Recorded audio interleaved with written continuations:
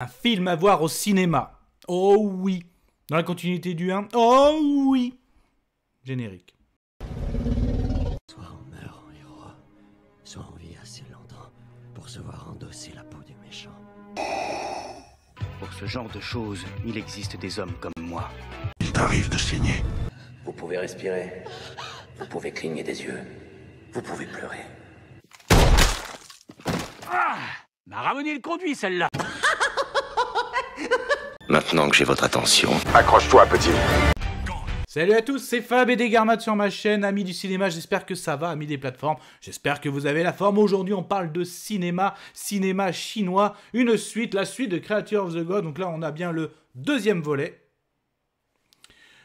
Du coup, donc là on va parler de wuxia, on va parler de fantasy, oui donc la fantasy, bah oui parce que le surnaturel est complètement assumé, et là on est sur une Chine imaginaire, bien sûr, pour ça le wuxia. Et bien bah là en gros la suite, qu'est-ce qui s'est passé? Donc là on était bien sur un ère médiéval avec justement comme une guerre des trônes.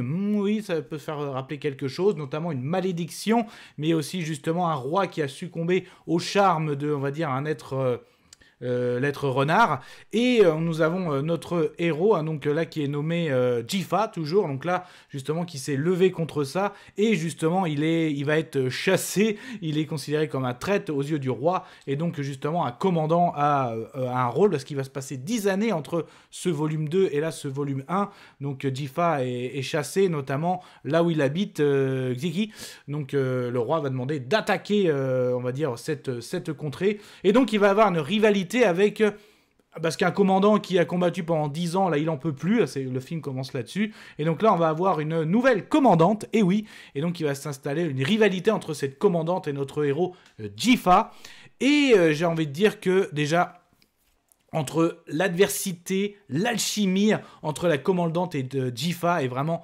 excellente là-dessus, il n'y a rien à dire.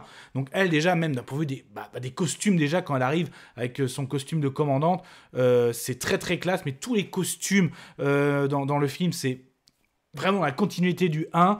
Là c'est 2h20 de combat, de duel, de rivalité, à la fois j'ai envie de dire, de supercherie, de comment faire.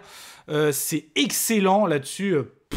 Tu en prends plein les yeux, plein les oreilles, comme dans le 1 en fait, hein, c'est vraiment excellent. Donc oui, quand je dis le fantasy, où là vous allez avoir des êtres, donc à la fois du dragon, il va y avoir aussi des géants, les géants qui maîtrisent la magie. Donc il y en a un, il a une épée magique, il y en a un autre avec son instrument qui arrive à créer des éléments tels que le feu, d'onde de choc. Il y en a d'autres qui a un parapluie comme...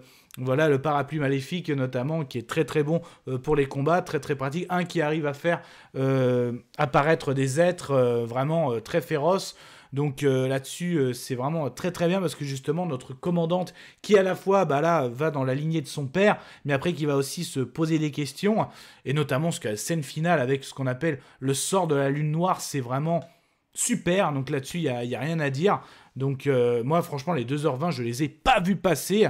Niveau effets spéciaux pareil, c'est excellent, niveau scénario aussi, on rentre dans cet univers, on rentre bien vraiment dans cet univers, il est passionnant, il est beau. Donc, et ça nous annonce bien un 3 avec, là si vous êtes fan d'Armée de morts-vivants, voilà en gros ce que ça nous tease aussi pour un éventuel troisième volet.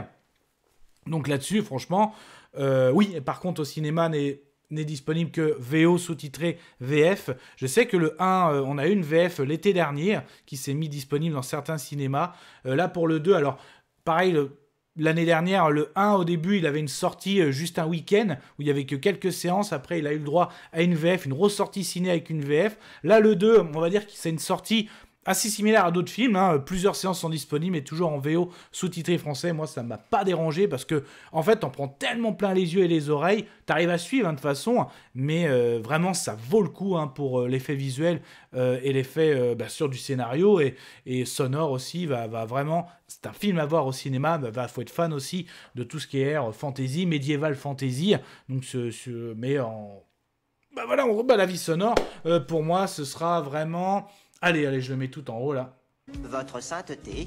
Mais ça, c'était que mon avis. Faites votre propre avis. À vous de juger.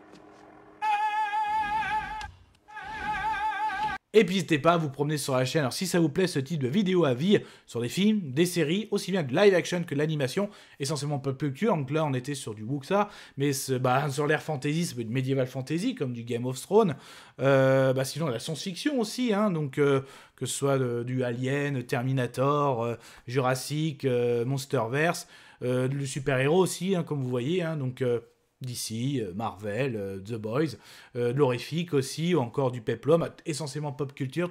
Si tout ça vous plaît, vous allez sur la page d'accueil 5F, vous cliquez sur s'abonner, c'est gratuit. Du coup, est-ce que vous êtes fan de Wuxia Fantasy? Est-ce que vous avez déjà vu le premier, en VO, en VF? Est-ce que ce deux vous tente? Les commentaires sont faits pour ça. Prenez soin de vous, Kenavo. Je vous souhaite une agréable soirée. Désolé pour le bordel. Au revoir.